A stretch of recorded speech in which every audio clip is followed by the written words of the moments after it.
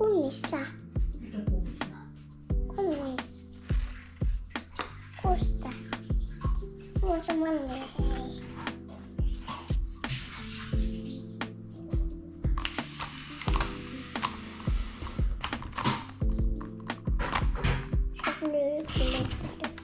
Ping ping ping ping ping ping ping. Ping ping ping ping ping ping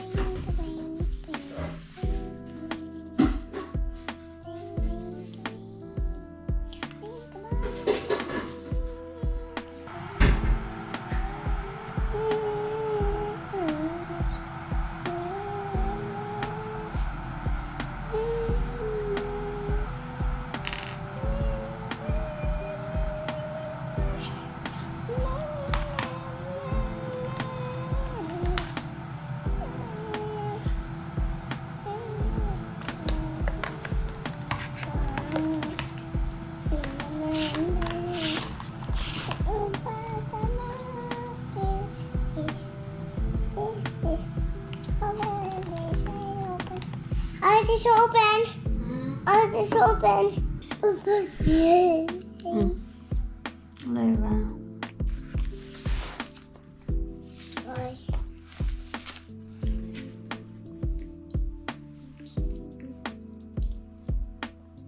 Where's your water? Yeah, fine.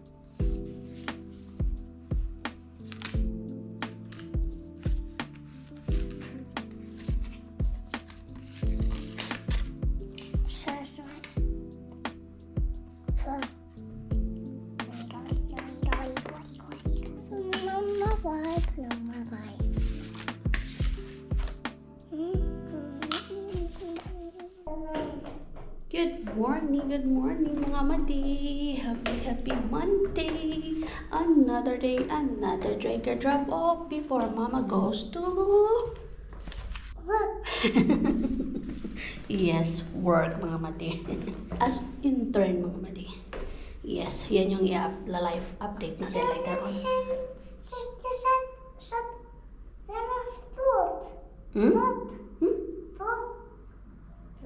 A boot. Grabe ka islang.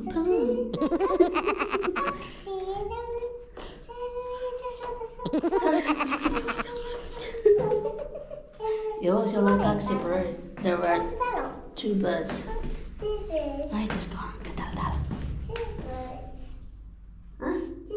Yeah, there were two birds. That's right. Tara na. Tara na. Dama na yung kadal-dala mo. Yo. Kadal-dalan na ng batang to. Nakaano to, nakasintipid to eh. Kay, pag ako maghatid, nakasintipid. Pag ang tatay naghatid, nakatali lang na isang bugkos. Na, it's near na oh. Kohtalok po, rapotlok po. Yan yung pagkakaiba pag kami ng tatay. Siyempre, yung tatay hindi marunong magsintipid. Ayan. Uy, ang gloomy man anak. I think it will rain today. Uy. Eh, Biala. Malamig na eh. Signs that autumn is coming. Mga taglamig. Taglamig na naman. Ay, nako. Kaya si Lumi naka-jacket ng hoodie. Yung sakto-sakto lang naman sa weather. Hindi ko magets ang tatay mo anak. Saka nagpapakarwas kung kailan tag-ulan. Autumn kasi is tag-ulan sometimes eh. Nak, we're not going to bring the bubbles. Sige na, up na. Daming ano. Ay, nako. Daming ka mga check broche. Sige lang, makakalimutan niya naman yun. Takit. Good job. Pinapakain ko yan muna eh. Okay lang, kahit hindi siya kumain doon ng tanghali. Ang importante, kumain siya ng agahan. Agahan is the best. Importante yan. So ayun na nga mga madi. Live update tayo. Hindi ako nakakapag-vlog lately or 2 weeks ako hindi nag-vlog mga madi. Sa totoo lang. Since nag-start ako ng internship ko.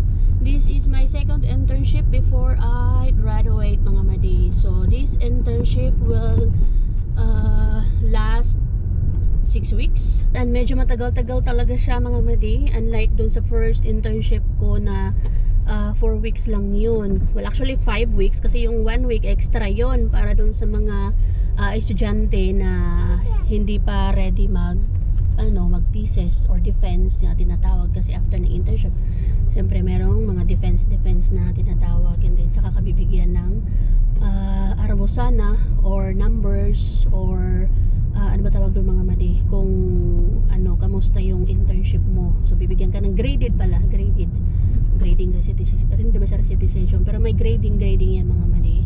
So yon. So ito medyo matagal siya and I don't have a choice kasi wala kang choice dito, kailangan mo siyang gawin or else hindi ka kagagraduate. Hatid ko muna to mga madi, saka na tayo magchika. Continue ko yung live update natin. Pasok ko muna to sa daycare na hindi nag-i-school kaya walang bag. Menta, kita niyo yung mga ano yan, playmates niya. Aga be, naka na. Aga. Wash hands Hihat ulos kolta. Sana mapos. Yo. Ayan, nahihatid ko na ang Lumi, ha? Nagbabay pa siya. Talagang masaya siya doon. Hindi siya umiiyak mga madi. So it's my time to have breakfast. Mag-breakfast tayo ng bread. Toasted bread. Lagyan natin ng butter.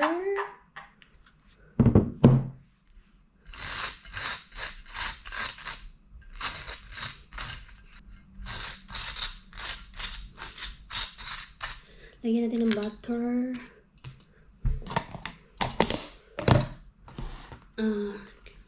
Ulikop siya. Para tikin ko. This is my favorite. Wala lang tayong cucumber. Or di kaya salad. Na pwedeng ilagay sa toppings. Then, pwede din yun. So, yun nga mga madi. Yung sinasabi ko kanina. So, nag-internship tayo as of the moment for 6 weeks and 1 week down already. Yung sinasabi ko kanina na no choice, it's because required talaga siya. Mag-aral ka man ng vocational course, mag-aral ka man ng Finnish language, meron talaga siyang internship na tinatawag. Ang AMATE or vocational course, internship siya.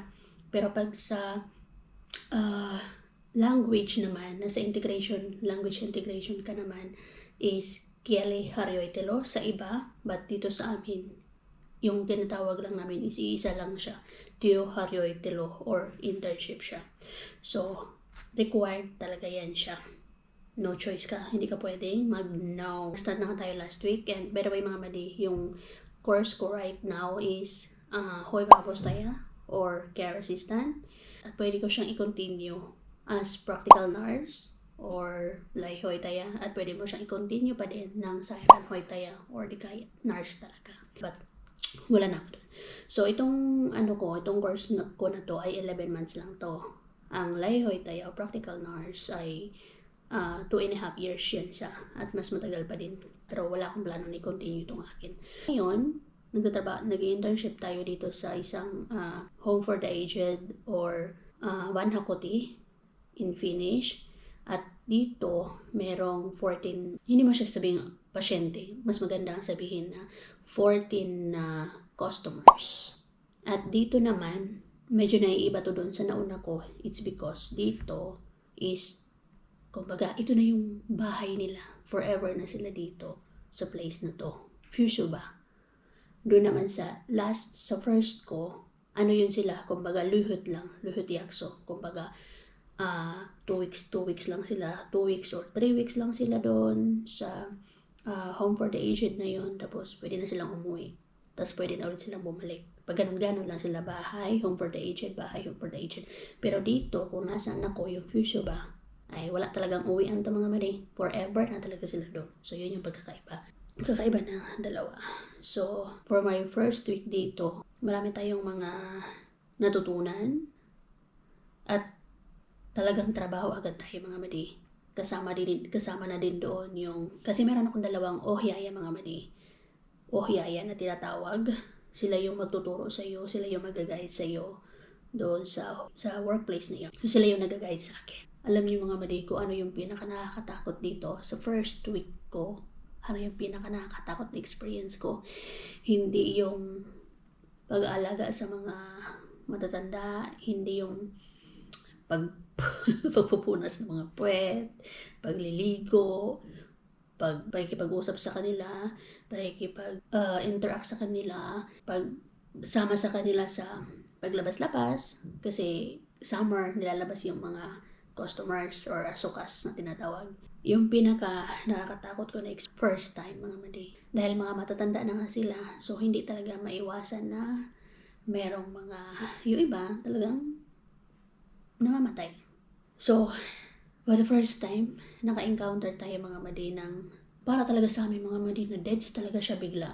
Tapos kung hindi namin siguro siya, yung tinaas yung ulo, tapos tinaas yung paa doon sa bed ay para mag-circulate nga yung blood. So yun, bumalik talaga siya mga madi. Hindi naman hinayaan na, ano na to, di ba? Ginawa pa rin namin yung best namin para ano siya, maging okay siya. Kasi hindi natatawag ng doktor or ambulance. Wala nang ganun. Hindi nadadalhin sa hospital. Allow yung natural death talaga.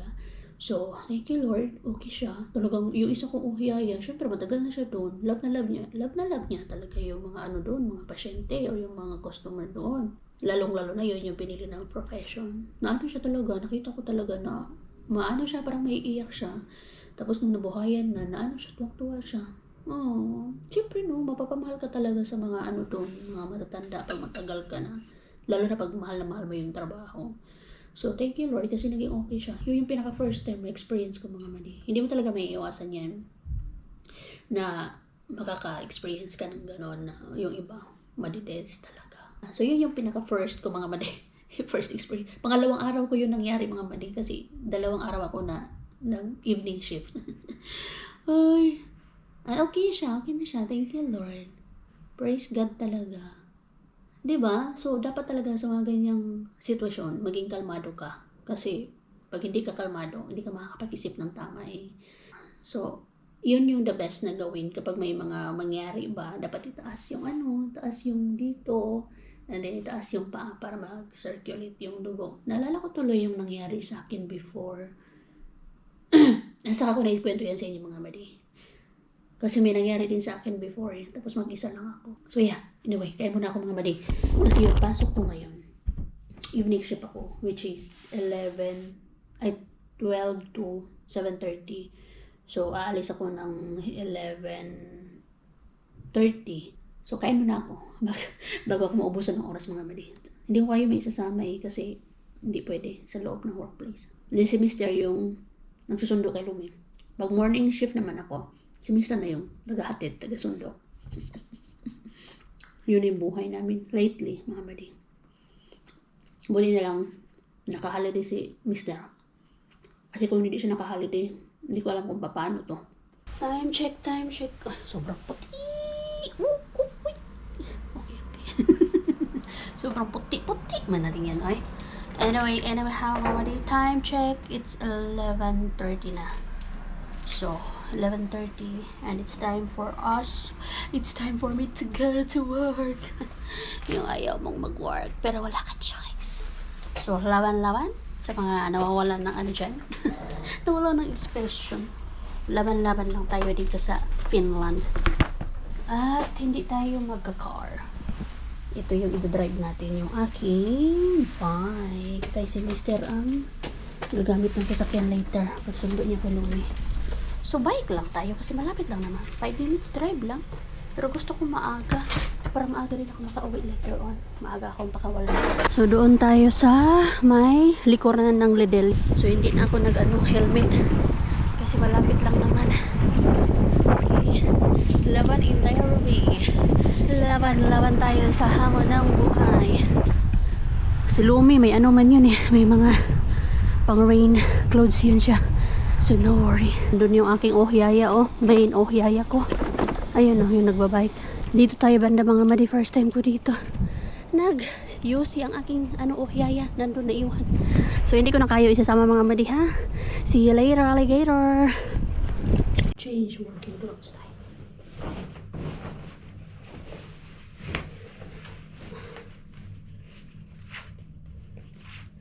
Sobrang haba naman ito. Pants haba. Clothes. Haba.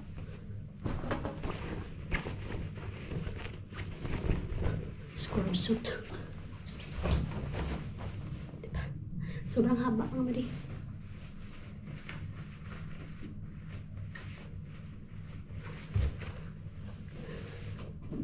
Tapos, inside shoes, working shoes.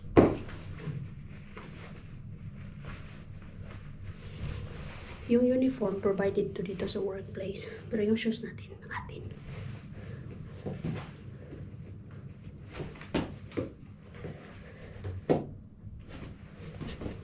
I'm ready. Dito din pala si Sadi. Morning shift siya. 3 kami dito na magkaklase. Pero magkakaibang usas to. Or magkaibang area. Dito kay Sadi. Nakahanap siya ng locker. One eternity later. Thank you, Lord. Work is done, mga madi. Time check. 7:26. Thank you, Lord. Gutom na ako. Super gutom. Nakaya natin today. Change lang ako ng damit. Tapos uwi na ako. Ay, daan ako ng shop. Bili ako ng pagkain. May inutos din sa akin si Josawa. Bili daw ako ng pizza.